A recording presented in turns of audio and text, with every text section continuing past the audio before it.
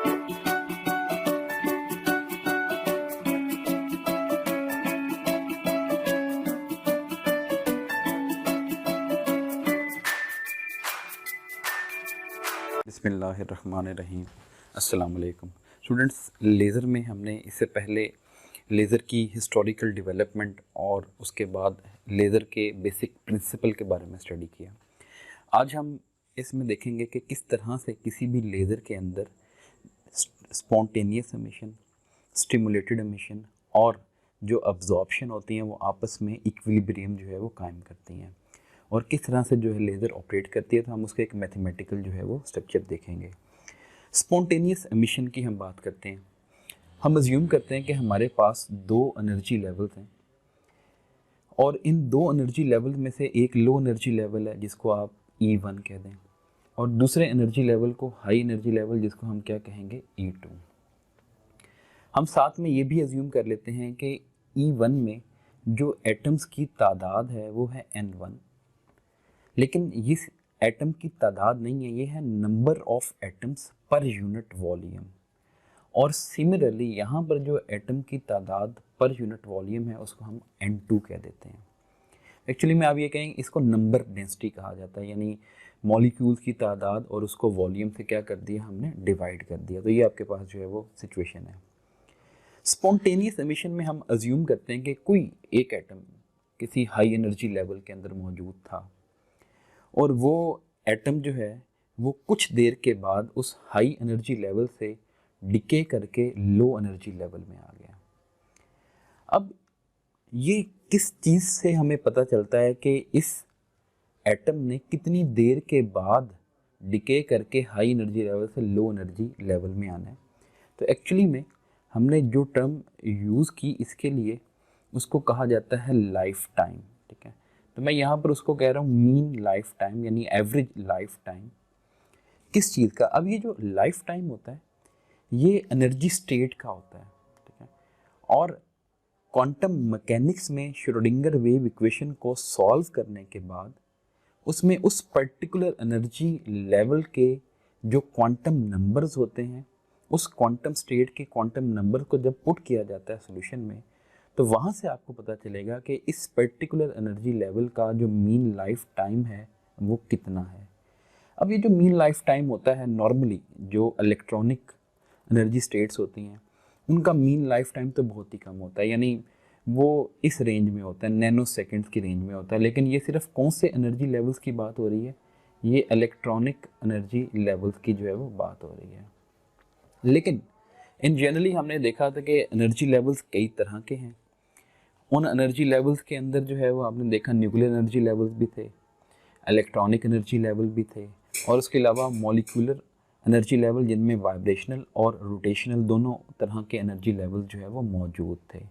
तो ये जो मीन लाइफ टाइम है नॉर्मली इसकी जो रेंज होती है वो नैनो सेकेंड से सेकेंड तक होती है। हमें यहाँ पर डिसाइड ये करना है कि जो मीन लाइफ टाइम है एक्चुअली में ये एक टर्म है। मैं नॉर्मली इसको ना टाउ जो है सिंबल से रिप्रेजेंट किया जाता है। इसको डिफ़ाइन कैसे किया जाता है या डिस्क्राइब कैसे किया जाता है, तो इसकी डिस्क्रिप्शन ये है कि फ़र्ज़ करें हमारे पास एक्साइटेड स्टेट के अंदर 100 एटम्स मौजूद थे, और ग्राउंड स्टेट के अंदर फ़िलहाल आप अज्यूम कर लें कि कोई एटम जो है वो मौजूद नहीं है। अब होगा ये कि यहाँ से जो एटम है डी एक्साइट होके ग्राउंड स्टेट में जाना शुरू हो जाएंगे, स्पॉन्टेनियसली जाएंगे, और जब वो ग्राउंड स्टेट में आएंगे तो ग्रेजुअली एक्साइटेड स्टेट में इनकी तादाद कम होती जाएगी, और यहाँ पर इनकी तादाद जो है वो क्या होती जाएगी, बढ़ती जाएगी। हमने वो टाइम देखना है कि जब एक्साइटेड स्टेट में इनकी तादाद 100 से कम होकर कितनी रह जाएगी, तकरीबन 37 रह जाएगी।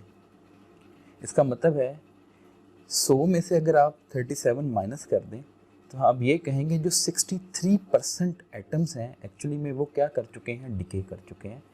तो मीन लाइफ टाइम क्या है, ये वो एवरेज टाइम है जिसमें एक्साइटेड स्टेट में जो पॉपुलेशन होती है वो इनिशियल पॉपुलेशन का सिर्फ 37% रह जाती है। यानी इनिशियल पॉपुलेशन अगर 100 है तो अब पॉपुलेशन सिर्फ 37 रह गई है। अब 37 जो है वो क्या है, इनिशियल पॉपुलेशन का 37% है, तो इसको मीन लाइफ टाइम जो है वो कहा जाता है। अब ये जो मीन लाइफ टाइम है ये मुख्तलिफ फैक्टर्स के ऊपर डिपेंड करती है, यानी ये क्वांटम स्टेट के ऊपर डिपेंड करती है। और एक वर्ड जो आपने क्वांटम मैकेनिक्स में पढ़ा हुआ है, ये डिपेंड करती है डीजेनरेसी के ऊपर।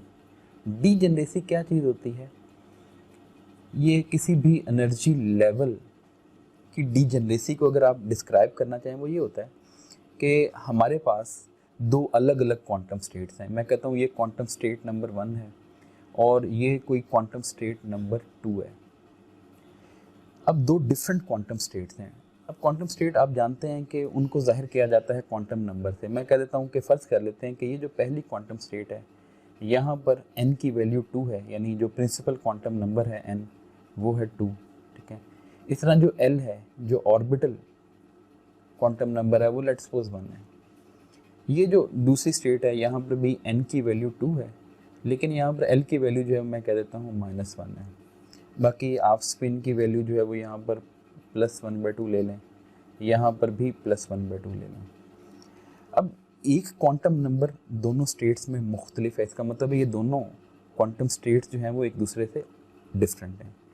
अगर आप इन दोनों की एनर्जी मालूम करें तो आंसर सेम आए तो हम कहेंगे ये जो एनर्जी लेवल है इसकी डीजेनरेसी 2 है, ठीक है। यानी दो क्वांटम स्टेट्स ऐसी हैं जिनकी एनर्जी आपने मेजर की है तो सेम आई है, लेकिन उनके जो क्वांटम नंबर्स हैं उनका सेट एग्जैक्टली सेम नहीं है और उसमें कुछ ना कुछ जो है वो क्या है, मुख्तलिफ चीज़ मौजूद है, तो इसको डीजेनरेसी कहा जाता है, ठीक है। अब यहाँ पर हमने स्पॉन्टेनियस एमिशन की बात करनी है। तो स्पॉन्टेनियस एमिशन में ये हो रहा है कि एक पर्टिकुलर मीन लाइफ टाइम है और उस मीन लाइफ टाइम के बाद यहाँ पर जो पॉपुलेशन थी वो कम होती जा रही है और इधर पॉपुलेशन जो है वो बढ़ती जा रही है, क्योंकि लाजमी सी बात है जब डिके होगा तो एक्साइटेड स्टेट में एटम्स की तादाद कम होती जाएगी और ग्राउंड स्टेट में एटम की तादाद जो है वो बढ़ती जाएगी। और वैसे भी ये कुदरत का कानून है कि इस कायनात की हर जो चीज़ है उसकी टेंडेंसी ये होती है कि वो हमेशा लो एनर्जी स्टेट में जाने को क्या करती है, प्रेफर करती है। तो एक ख़ास वक्त ऐसा होगा जिसके बाद ऑटोमेटिकली वो हाई एनर्जी स्टेट से लो एनर्जी स्टेट में जो है वो चला जाएगा। अब ये जो फिनोमिना होता है स्पॉन्टेनियस एमिशन का, ये हमें डेली लाइफ में जो है वो नज़र आता है। मसलन आप जानते हैं इनकैंडिसेंट बल्ब, ये जो इनकैंडिसेंट बल्ब होते हैं इसके अंदर हीलियम गैस मौजूद होती है या हाइड्रोजन जो है वो गैस मौजूद होती है। जैसे ही आप फिलामेंट में से करंट गुजारते हैं तो वो फिलामेंट हीटअप हो जाता है, हीलियम या हाइड्रोजन एटम के उससे जाके टकराएंगे, टकराने के बाद हीट एनर्जी गेन करेंगे और वो ग्राउंड स्टेट से निकल के कहाँ पर आ जाएंगे, एक्साइटेड स्टेट में आ जाएंगे। जब वो एटम एक पर्टिकुलर मीन लाइफ टाइम के बाद डी एक्साइट होंगे तो उस वक्त क्या होगा, वो फोटोन एमिट करेंगे और वो फोटोन विजिबल रीजन में लाई करते हैं, क्योंकि इन दोनों का जो स्पेक्ट्रम होता है मेजरली वो विजिबल रीजन में भी होता है, तो इसलिए आपको विजिबल लाइट दिखाई देती है। इनकैंडिसेंट बल्ब हो, फ्लोरिसेंट स्क्रीन हो या कोई भी फ्लोरिसेंट बल्ब हो, उन सब में जो है वो क्या होता है, इसी तरह जो है वो स्पॉन्टेनियस एमिशन के ज़रिए आपको लाइट जो है वो दिखाई देती है। अब यहाँ पर देखें, मैंने आपको बताया कि एक्साइटेशन के लिए आपने कौन सा तरीका इस्तेमाल किया बल्ब में, आपने थर्मल एनर्जी दी, यानी फिलामेंट के साथ वो टकराए एटम और वो एक्साइट हो गए। आप इलेक्ट्रिकल एनर्जी के ज़रिए भी एक्साइट किया जा सकता है, जिसको इलेक्ट्रिकल डिस्चार्ज कहा जाता है। नॉर्मली जो डिस्चार्ज ट्यूब होती है उसके अंदर आप वो वाला तरीकाकार जो है वो इस्तेमाल करते हैं। और तीसरा आप जो है वो क्या कर सकते हैं, बाहर से एक फ़ोटोन लाएं और वो फ़ोटोन की एनर्जी एग्जैक्टली इन दो एनर्जी लेवल्स के दरमियान गैप के बराबर हो, तो वो भी ये तरीकाकार उसके ज़रिए भी आप एक्साइटेशन कर सकते हैं। तो एक्साइटेशन के बहुत सारे मेथड हैं, लेकिन स्पॉन्टेनियस डी एक्साइटेशन में वो सिर्फ किस चीज़ पर डिपेंड करता है, मीन लाइफ टाइम पे, जो कि मेजरली किसी भी एनर्जी लेवल की डीजेनरेसी के ऊपर डिपेंड करता है। अब हम ये देखते हैं कि ये जो एटम जो एक्साइटेड स्टेट में था वो स्पॉन्टेनियसली क्या करता है, डिके करता है और डिके करने के बाद एक फ़ोटोन जो है वो एमिट कर देता है। उस फोटोन की जो फ्रीक्वेंसी है वो आप इस इक्वेशन से मालूम कर सकते हैं कि एमिटेड फोटोन कि जो एनर्जी होगी वो दोनों एनर्जी लेवल्स के दरमियान जो डिफरेंस होगा वो उसके इक्वल होगी। तो यहाँ से आप F की वैल्यू निकाल सकते हैं कि जब भी स्पॉन्टेनियस डिके होगा इन दो एनर्जी लेवल्स के दरमियान, तो उस वक्त जो फोटोन एमिट होगा उस फोटोन की फ्रीक्वेंसी आप इस रिलेशन से जो है वो ड्राइव कर सकते हैं। अब ये सिचुएशन जो है वो बड़ी क्लियर है। अब हम देखते हैं कि जब हमने लेज़र बनानी होती है, लेज़र में हमने एक वर्ड यूज़ किया जिसको कहा था पॉपुलेशन इन्वर्जन। और पॉपुलेशन इन्वर्जन का मतलब हमने ये कहा था कि ज़्यादा जो एटम्स होने चाहिए वो हाई एनर्जी लेवल में यानी एक्साइटेड स्टेट में होने चाहिए, और थोड़े एटम जो हैं वो क्या होने चाहिए, नीचे वाली स्टेट में यानी ग्राउंड एनर्जी लेवल में होने चाहिए। तो N2 is greater than N1। जितने ज़्यादा एटम्स यहाँ पर मौजूद होंगे ऊपर वाली एनर्जी स्टेट में, तो जो स्पॉन्टेनियस एमिशन है उसकी प्रोबेबिलिटी भी ज़्यादा होगी। अब हम यहाँ पर जो है वो इक्वेशन बनाते हैं, rate of spontaneous decay with respect to time, जिसको dN2/dt कहा जाएगा, क्योंकि हाई एनर्जी लेवल से डिके करके लो एनर्जी लेवल में आना, इसका मतलब है जो डिकेइंग एटम्स हैं वो एक्चुअली में इनिशियली कहाँ पर मौजूद थे, वो हाई एनर्जी लेवल में मौजूद थे। इसलिए मैं कहूँगा dN2/dt, और साथ मैं ब्रैकेट में लिख देता हूँ यहाँ पर सबस्क्रिप्ट में स्पॉन्टेनियस। ये किसके डायरेक्टली प्रोपोर्शनल होगा, जितने ज़्यादा यहाँ पर एटम्स पर यूनिट वॉल्यूम होंगे, यानी यहाँ पर जितनी ज़्यादा एटम्स की डेंसिटी ज़्यादा होगी उतना ही स्पॉन्टेनियस डिके का रेट भी क्या होगा, ज़्यादा होगा। अब आप इसको यूँ लिख लें dN2/dt और spontaneous is equal to A21 into N2। ये जो A21 है ये कोई कांस्टेंट है, लाजमी सी बात है, प्रोपोर्शनलिटी ख़त्म करेंगे तो इक्वलिटी लाएंगे, साथ कांस्टेंट आएगा। ये जो A21 है ये क्या चीज़ है, इसे कहा जाता है, ये प्रोबेबिलिटी है। किस चीज़ की प्रोबेबिलिटी है, प्रोबेबिलिटी ऑफ स्पॉन्टेनियस एमिशन, यानी ये स्पॉन्टेनियस एमिशन की प्रोबेबिलिटी है। और ये जो A21 है एक्चुअली में ये किसके बराबर होता है, जो स्पॉन्टेनियस एमिशन की मीन लाइफ टाइम है। जैसे मैंने मीन लाइफ टाइम को कहा था टाउ से रिप्रेजेंट, तो मैंने उसको टाउ से ही रिप्रेजेंट किया, लेकिन ये स्पॉन्टेनियस एमिशन कौन से दो एनर्जी लेवल के दरमियान हो रही है, E2 और E1 के दरमियान हो रही है। तो इन दोनों के दरमियान जो स्पॉन्टेनियस एमिशन का मीन लाइफ टाइम है टाउ21, उसका रेसिप्रोकल लें तो वो ये A21 आ जाता है। ठीक है, तब आप देखें लाजमी सी बात है ये जो टाउ21 होगा ये लाइफ टाइम है, तो इसका मतलब इसका यूनिट क्या होगा, सेकंड। तो अगर इसका यूनिट सेकंड है तो ये जो A21 है इसका जो यूनिट होगा वो क्या होगा, पर सेकंड, क्योंकि ये इसका रेसिप्रोकल है। ठीक है, तो ये हमारे पास एक इक्वेशन जो है वो आ गई।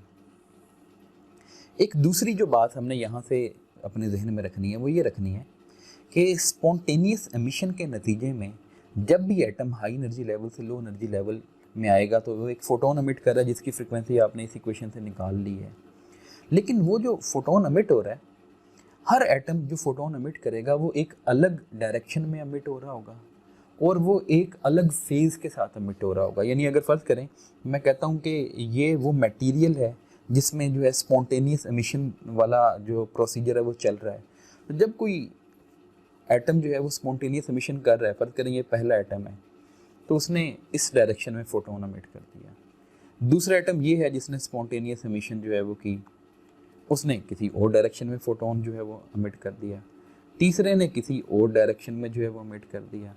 चौथे ने किसी और डायरेक्शन में एमिट कर दिया। तो इसका मतलब है यहाँ पर बहुत सारे एक जैसे लोग हैं, सारे के सारे एक ही बात कर रहे हैं, लेकिन कोई किसी तरफ मुंह करके बात कर रहा है, कोई किसी तरफ मुंह करके बात कर रहा है। इसका मतलब है कि आपको किसी की कोई समझ नहीं आ रही, यानी ये ऐसे ही लग रहा है जैसे जो है वो क्या हो रहा है, शोर पैदा हो रहा है, नॉइज़ हो रहा है। ठीक है, यानी ये वो नॉइज़ जैसा करैक्टर जो है वो बिल्डअप कर रहे हैं।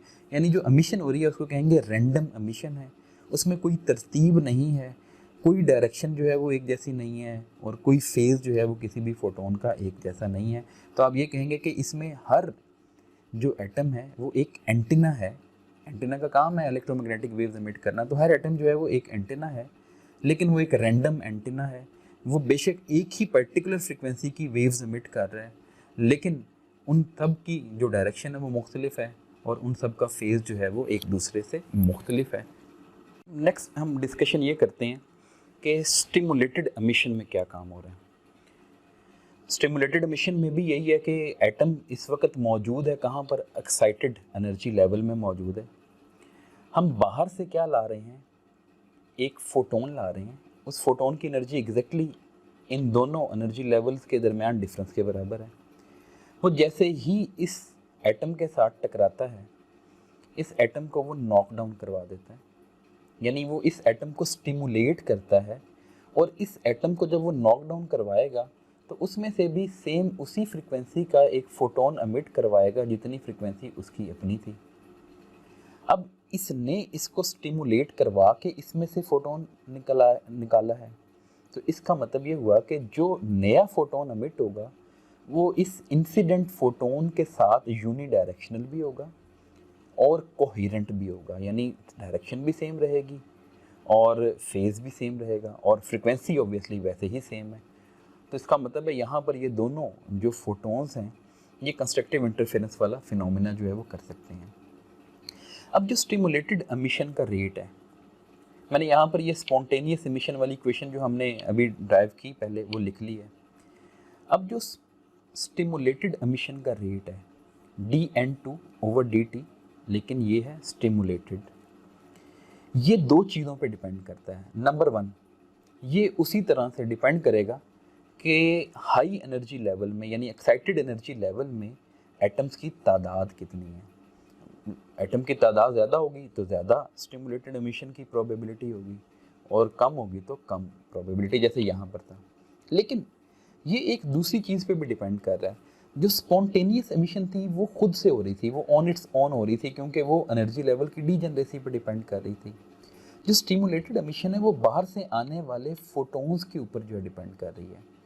अब बाहर से आप ज़्यादा फोटोन ला के टकराएंगे तो लाजमी सी बात है ज़्यादा एमिशन होने के चांसेस हैं, और अगर बाहर से आने वाले फोटोन्स की तादाद कम होगी तो एमिशन के चांसेस कम होंगे। तो इसका मतलब है ये एक दूसरी चीज़ पे भी डिपेंड कर रही है, उसे कहा जाता है इंसिडेंट फोटोन की एनर्जी डेंसिटी। तो ये जो इंसिडेंट फोटोन की एनर्जी डेंसिटी है इसको रो से रिप्रेजेंट किया हुआ है, वी का मतलब है वॉल्यूम। तो एक्चुअली में ये किसके बराबर होती है, ये बराबर होती है NHF के बराबर। HF का मतलब है एक फोटोन की जो है वो एनर्जी, और N का मतलब है number of photons per unit volume. ठीक है, तो एक फोटोन की एनर्जी को आपने number of photons per unit volume से डिवाइड कर लिया तो जो आंसर बनेगा वो बनेगा टोटल एनर्जी, यानी जो आप इसके ऊपर इंसिडेंट कर रहे हैं पर यूनिट वॉल्यूम, इसको एनर्जी डेंसिटी कहा जाएगा। अब आप इनको जो है वो dN2/dt और ये स्टिमुलेटेड इज इक्वल टू, यहाँ पर मैं जो कांस्टेंट इस्तेमाल कर रहा हूँ उसको मैं कह रहा हूँ B21 और साथ है N2ρV, ये इक्वेशन बन जाएगी। अब ये जो B21 है इसको कहा जाता है Einstein coefficient of stimulated emission. ये जो A21 था इसे कहा जाता है Einstein coefficient of spontaneous emission, क्योंकि आइंस्टाइन ने सबसे पहले स्टिमुलेटेड एमिशन की बात की थी, इसलिए आइंस्टाइन ने ये रिलेशन जो है वो ड्राइव किए थे। तो ये आपके पास दूसरी इक्वेशन आ गई। अगर हम इसको इक्वेशन नंबर 1 कहें तो ये हमारे पास जो है वो इक्वेशन नंबर 2 आ जाएगी, जो स्टिमुलेटेड एमिशन के बारे में हमें शो कर रही है। दूसरी बात, हमने वहाँ पर कहा कि एटम जो है वो एक रैंडम एंटीना के तौर पे बिहेव कर रहा है, जो किसी भी वक्त किसी भी डायरेक्शन में किसी भी फेज के साथ फोटोन एमिट कर रहा है। यहाँ पर एटम जो है वो रैंडम एंटीना के तौर पे बिहेव नहीं कर रहा। यहाँ पर जो एटम्स हैं वो एंटीना के तौर पे बिहेव कर रहे हैं, लेकिन उनको रेजोनेंट यानी जो रेजोनेंस वाला फिनोमेना है उसके थ्रू जो है वो क्या करवाया जा रहा है, एमिशन करवाई जा रही है। अब रेजोनेंस हमेशा जो है वो फोर्स्ड वाइब्रेशन के साथ जो है लिंक्ड होती है, कि बाहर से आप कोई एनर्जी सोर्स लेकर आते हैं, उस एनर्जी सोर्स की फ्रीक्वेंसी सिस्टम की नेचुरल फ्रीक्वेंसी के साथ मैच करनी चाहिए। तो लाजमी सी बात है जब इन दोनों एनर्जी लेवल के दरमियान ट्रांजिशन होगी तो जिस फ्रीक्वेंसी का फोटोन अमिट होगा बाहर से भी आप उतनी ही फ्रीक्वेंसी का फोटोन इंसिडेंट करवा रहे हैं। तो इसका मतलब है यहाँ पर जो एटम है वो एक रेजोनेंट एंटेना के तौर पे बिहेव कर रहा है। और रेजोनेंट एंटेना का मतलब है उसमें से एमिट होने वाली तमाम वेव्स जो हैं वो यूनिडायरेक्शनल होंगी, इन फेज होंगी, मोनोक्रोमेटिक होंगी, जो कि यहाँ पर पूरी हो रही है। ये दूसरी सिचुएशन है। और तीसरा जो फिनोमिना है वो है स्टिमुलेटेड अब्जॉर्प्शन। अब हम देख रहे हैं कि सारे के सारे एटम तो हाई एनर्जी स्टेट में नहीं होंगे ना, कुछ एटम जो है वो हाई एनर्जी स्टेट में है और कुछ लो एनर्जी स्टेट में है। बस हमने ये कहा कि लेज़र के लिए कंडीशन ये है कि हाई एनर्जी स्टेट में एटम्स की तादाद लो एनर्जी के मुकाबले में क्या होनी चाहिए, ज़्यादा होनी चाहिए। तो अगर यहाँ पर भी एटम्स मौजूद हैं तो एक चांस ये भी है कि जो बाहर से आने वाला फोटोन होगा वो इस लो एनर्जी स्टेट में जो मौजूद एटम है वो उसके साथ भी टकरा सकता है। अगर ये उसके साथ टकराएगा तो लाजमी सी बात है इस एटम ने इस इंसिडेंट फोटोन को अब्जॉर्ब कर लेना है और अब्जॉर्ब करके जो है वो हाई एनर्जी स्टेट में चले जाना है। ठीक है, तो इसका मतलब ये हुआ कि हाई एनर्जी स्टेट की तरफ जा रहे हैं एटम, लेकिन वो कौन सी स्टेट से निकल के जा रहे हैं, लो एनर्जी स्टेट से जा रहे हैं। तो इसका मतलब है अब लो एनर्जी स्टेट जो है यानी जो ग्राउंड स्टेट है डी, यहाँ पर जो एटम की तादाद है वो क्या होगी, चेंज होगी। तो मैं इसको कहूँगा स्टिमुलेटेड अब्जॉर्प्शन। ठीक है, ये भी डायरेक्टली प्रोपोर्शनल होगी किस चीज़ के, यहाँ पर एटम की तादाद कितनी है, जितनी एटम की तादाद होगी उतने ही चांसेस हैं कि बाहर से आने वाले फोटोन जो है वो क्या होंगे, अब्जॉर्ब होंगे। और दूसरी चीज़ किस पर डिपेंड कर रहे हैं, इंसिडेंट फोटोन्स की एनर्जी डेंसिटी के ऊपर, जो कि हम यहाँ पर देख चुके हैं वो है NHF के बराबर। और फिर अगर हम इसी इक्वेशन को जो है यानी इसी प्रोपोर्शनैलिटी रिलेशन को इक्वेशन में कन्वर्ट कर लें तो यहाँ पर आ जाएगा B12 N1 रो V। अब ये जो B12 है ये क्या चीज़ है, ये प्रोबेबिलिटी है लो एनर्जी स्टेट से यानी ग्राउंड स्टेट से एक्साइटेड स्टेट में जाने की। ये थी प्रोबेबिलिटी ऑफ स्टिमुलेटेड एमिशन, ये है प्रोबेबिलिटी ऑफ स्टिमुलेटेड अब्जॉर्प्शन। आप कोफिशिएंट देख लें 1 2, इसका मतलब है 1 से 2 में जाना, 2 1 का मतलब 2 से जो है वो 1 में आने के चांसेस, यहाँ पर भी 2 1 था, 2 से 1 में आने के चांसेस हैं। ठीक है, अब एक बात मैंने A21 के यूनिट के बारे में आपको बता दिया कि A21 का क्या यूनिट होना चाहिए, B21 इसका यूनिट क्या होना चाहिए, ये आप लोग सोचिएगा और मुझे जो है वो इसमें जो है वो कमेंट सेक्शन में आप जवाब दीजिएगा कि B21 या B12 इन दोनों का यूनिट सेम होगा, ये आपने मुझे बताना है। दूसरी बात, आइंस्टाइन ने जब ये जो स्टिमुलेटेड एमिशन का आइडिया दिया तो साथ ही उसने मैथमेटिकली ये प्रूव भी किया कि अगर दो एनर्जी लेवल्स के दरमियान ट्रांजिशन हो रही है एमिशन या अब्जॉर्प्शन वाली ट्रांजिशन, तो उस वक़्त ये दोनों जो प्रोबेबिलिटीज़ हैं वो क्या होंगी, बराबर होंगी। शर्त क्या है, शर्त ये है कि दोनों जो एनर्जी लेवल्स होने चाहिए इनकी डीजेनरेसी सेम होनी चाहिए। ठीक है, तो अगर E2 और E1 की डीजेनरेसी बराबर है तो उस वक़्त B21 और B12 जो है वो क्या होंगे, बराबर होंगे। और ये बात मैं आपको अभी से बता रहा हूँ, आप इस पर यकीन कर लें कि जिन दो एनर्जी लेवल्स के दरमियान लेज़र ट्रांजिशन हो रही होती है तो उनका डीजेनरेसी जो लेवल होता है वो ऑलमोस्ट सेम होता है। ठीक है, यानी 99% केसेस ऐसे होंगे, उससे भी ज़्यादा, कि वो दोनों का डीजेनरेसी लेवल एक जैसा होगा। तो इसका मतलब है B21 या B12 दोनों को जो है वो सेम हम ट्रीट करेंगे।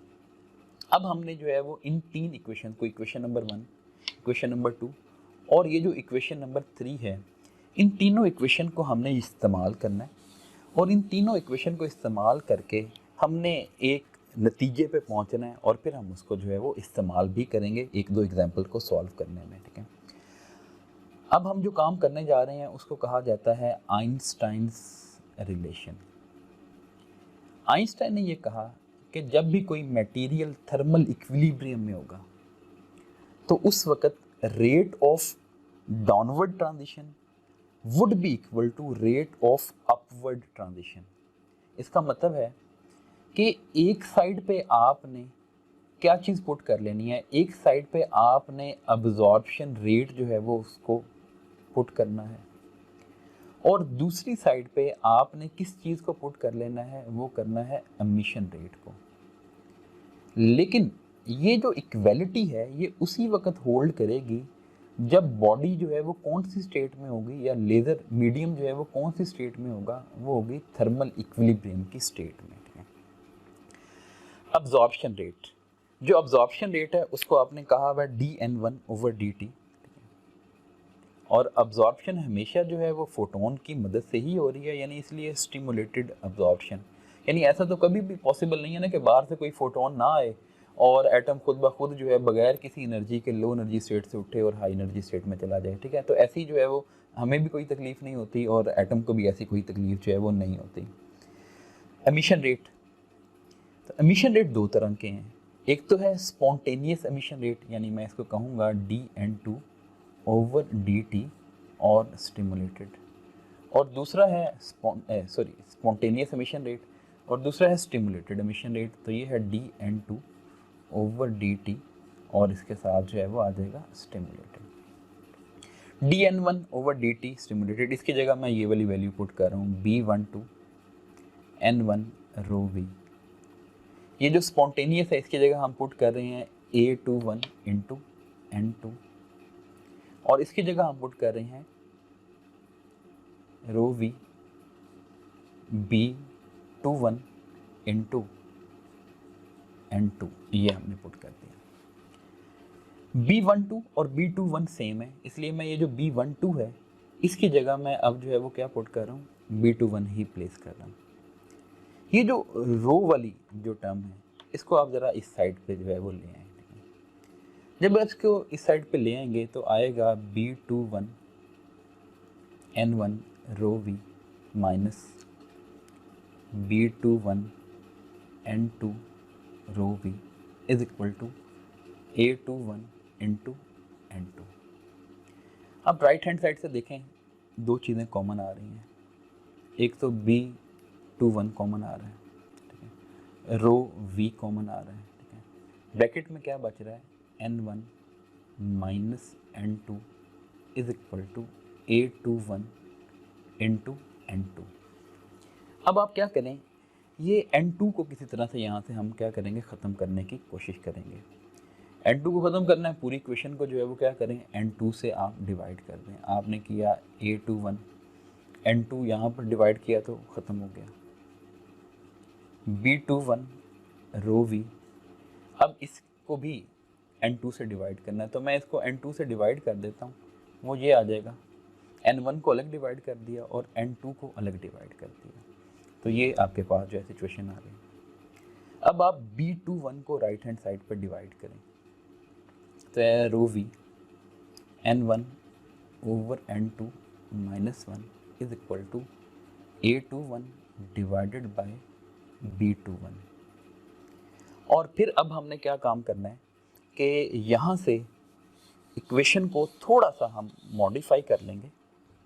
ये जो ρV है इसको मैं उधर जाके डिवाइड कर देता हूँ, तो ये बनेगा A21/B21 और साथ रो आके डिवाइड हो गया is equal to N1/N2 minus 1। ये जो A21 है ये है प्रोबेबिलिटी ऑफ स्टिमुलेटेड एमिशन, और ये जो B21 मल्टीप्लाइड बाय ρV है ये है प्रोबेबिलिटी ऑफ स्टिमुलेटेड एमिशन। अब इन दोनों की जो रेशियो होती है उसको R कहा जाता है, ठीक है, यानी ये रेशियो है इसलिए मैंने उसको कैपिटल R से जो है वो ज़ाहिर कर दिया।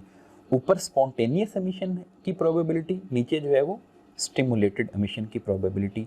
ये किसके बराबर है, ये है N1/N2 माइनस 1। अब हमने इस इक्वेशन को आगे फर्दर यूज़ करना है। फिलहाल मैं इसको जो है इक्वेशन नंबर 4 कह के यहाँ पर लिख लेता हूँ। अब सबसे इम्पॉर्टेंट बात कि ये जो इक्वेशन हमने ड्राइव की है यहाँ तक, इसकी जो कंडीशन थी वो थी थर्मल इक्विलिब्रियम।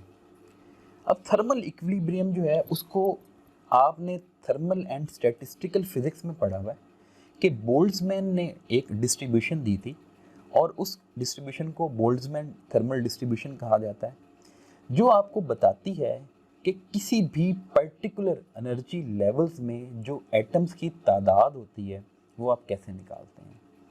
वो ऐसे निकाली जाती है कि मसलन आप जे एनर्जी लेवल में एटम्स की तादाद निकालना चाहते हैं तो वो आप इस फॉर्मूले से निकालेंगे N not means total number of atoms E raise to the power minus E J over के T divided by summation I is running from 1 to n। n का मतलब है उस पर्टिकुलर मीडियम में n एनर्जी लेवल है, 1 2 3 and so on n energy level, e raise to the power minus E I over के T, ये आपके पास है। अब यहाँ पर हमारे पास दो एनर्जी लेवल हैं, एक 1 और एक 2।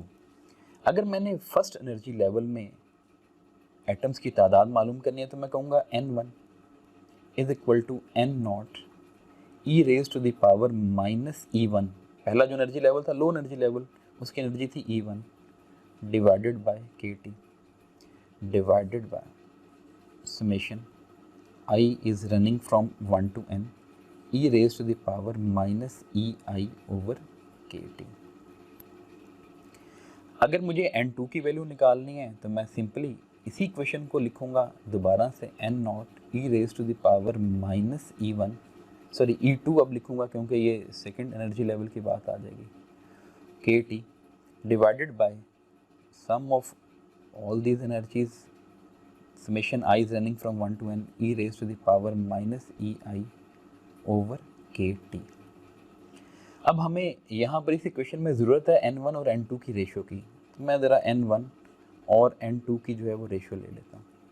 जब आप इन दोनों को डिवाइड करेंगे आप देखेंगे दोनों का जो डिनोमिनेटर है वो एक जैसा है, तो वो जब आप रेशो लेंगे तो वो कैंसिल हो जाएगा।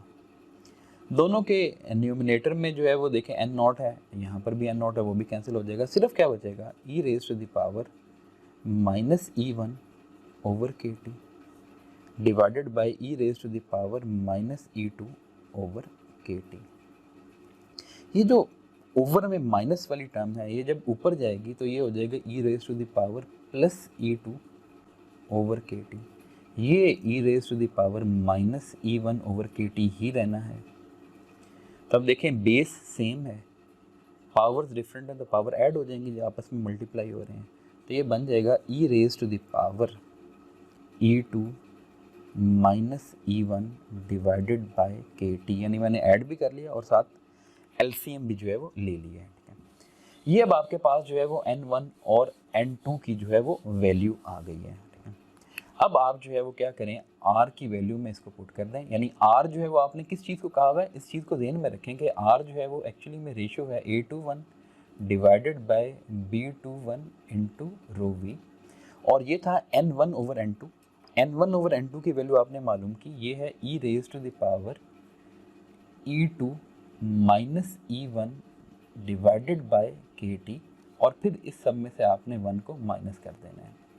जस्ट एक last substitution, e raise to the power E2 minus E1 क्या था, हमने कहा था जब भी हाई एनर्जी लेवल से लो एनर्जी लेवल में एटम जो है वो ट्रांजिशन करेगा तो वो एक फोटोन एमिट करेगा जिसकी फ्रीक्वेंसी HF होगी, तो यानी जिसकी वैल्यू आप इस तरह से निकाल सकते हैं। ये जो E2 माइनस E1 की जगह आप पुट कर देंगे HF डिवाइडेड बाय के टी माइनस 1। ये आपके पास जो है इसको कहा जाता है रेट इक्वेशन। ठीक है, ये दो तरह के रेट्स की रेशियो है और इसको आर से जो है वो ज़ाहिर किया जाता है। तो इसका मतलब ये हुआ कि कोई भी टेम्परेचर T है जिसके ऊपर कोई बॉडी इक्विलिब्रियम में मौजूद है, तो उस वक़्त दोनों तरह की एमिशन चल रही होंगी, स्पॉन्टेनियस एमिशन भी और स्टिमुलेटेड एमिशन भी।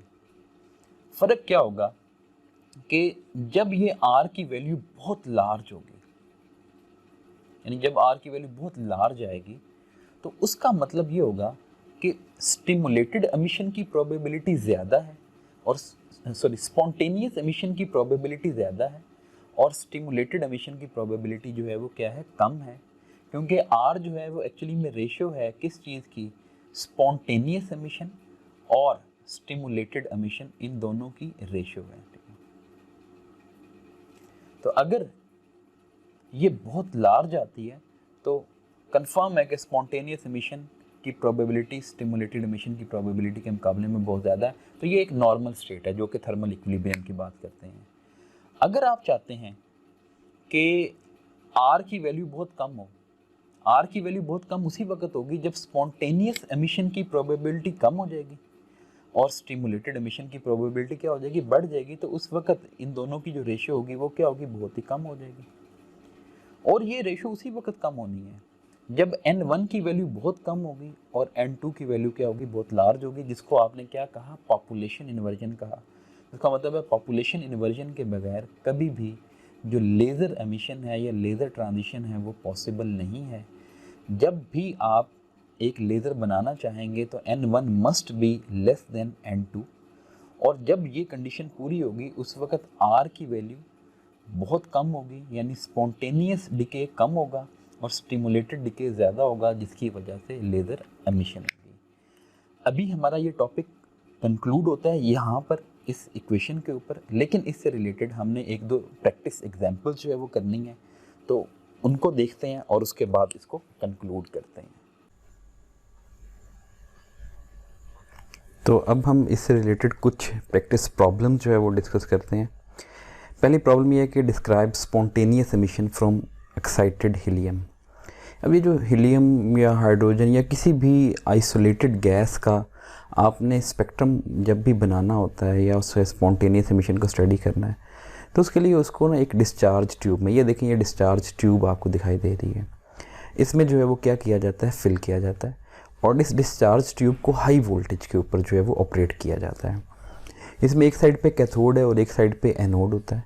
कैथोड को बहुत ज़्यादा हाई नेगेटिव वोल्टेज के साथ कनेक्ट करते हैं तो उसमें से इलेक्ट्रॉन एमिट होते हैं, और वही इलेक्ट्रॉन जब उस डिस्चार्ज ट्यूब में मौजूद गैस से टकराएंगे तो उसके एटम्स को एक्साइट करेंगे, और जब वो स्पॉन्टेनियसली डिके करेंगे, डी एक्साइट होंगे, तो उस वक्त जो है वो एमिट करेंगे रेडिएशंस पर्टिकुलर एनर्जी लेवल्स के मुताबिक।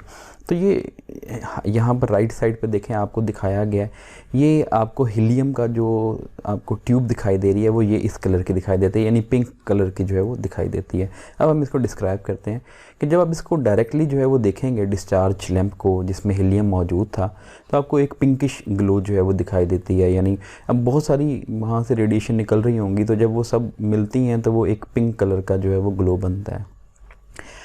मैकेनिज्म क्या है, the discharge current excites the atom to different high energy levels. अब बहुत सारे एनर्जी लेवल्स हैं, तो किसी ने ज़्यादा एनर्जी लेके ज़्यादा एक्साइट हुआ है, कोई कम एनर्जी लेके कम एक्साइट हुआ है। ये जो सारे एक्साइटेड एटम होंगे वो जो एक्स्ट्रा एनर्जी इनके पास मौजूद होगी वो सारी फोटोन्स की शक्ल में एमिट कर देंगे और ख़ुद जो है वो ग्राउंड एनर्जी लेवल में वापस आ जाएंगे। अब ये जो स्पॉन्टेनियस एमिशन है इसमें बहुत सारी ट्रांजिशन है, बहुत सारे एनर्जी लेवल्स के दरमियान ट्रांजिशन है, इसलिए अलग अलग कलर्स की वेवलेंथ एमिट होंगी, अलग अलग जो है वो रीजन्स में एमिट होंगी। लेकिन हम नेकेड आई से देख रहे हैं तो इसका मतलब हमें तो सिर्फ विजिबल जो पोर्शन है वो दिखाई दे रहा होगा। जब आप इसको एक इसमें से निकलने वाली लाइट के सामने रखेंगे डायफ्रैक्शन ग्रेटिंग, तो डायफ्रैक्शन ग्रेटिंग का काम होता है किसी भी इम्प्योर लाइट को रिजॉल्व करना, यानी अलग अलग जो उसकी वेवलेंथ है उनको अलग अलग डायरेक्शन में क्या कर देना, डिस्पर्स कर देना, तो हमें डिफरेंट वेवलेंथ दिखाई देंगे। तो यहाँ पर आपको ये डिफरेंट वेवलेंथ दिखाई दे रही है। इसमें सबसे ज़्यादा जो इंटेंसिटी होती है वो ये 588 नैनोमीटर की ये जो येलो लाइन आपको दिखाई देती है, लेकिन इसके अलावा आपको ये वायलेट लाइट भी दिखाई दे रही है, ये ब्लू लाइट भी दिखाई दे रही है, ग्रीन भी दिखाई दे रही है, ये रेड भी है और साथ ये डीप रेड लाइन भी है। तो ये सारी लाइन्स इसके अंदर मौजूद होती हैं। दूसरा है calculate the ratio of spontaneous to stimulated emission for tungsten filament lamp operating at a temperature of 1500 kelvin. Assume that the average frequency to be 5 × 10⁻14 hertz. अब हमने जो रेशियो पढ़ी हुई है स्पॉन्टेनियस और स्टिमुलेटेड एमिशन की, उसने कहा कि वो आपने जो है वो कैलकुलेट करनी है, उसको आर कहा। आर की वैल्यू क्या थी, ये स्पॉन्टेनियस एमिशन, ये स्टिमुलेटेड एमिशन, इन दोनों की रेशियो, और हमने फाइनल ड्राइव किया था E=HF/kT और -1। टेम्परेचर 1500 केल्विन गिवन है।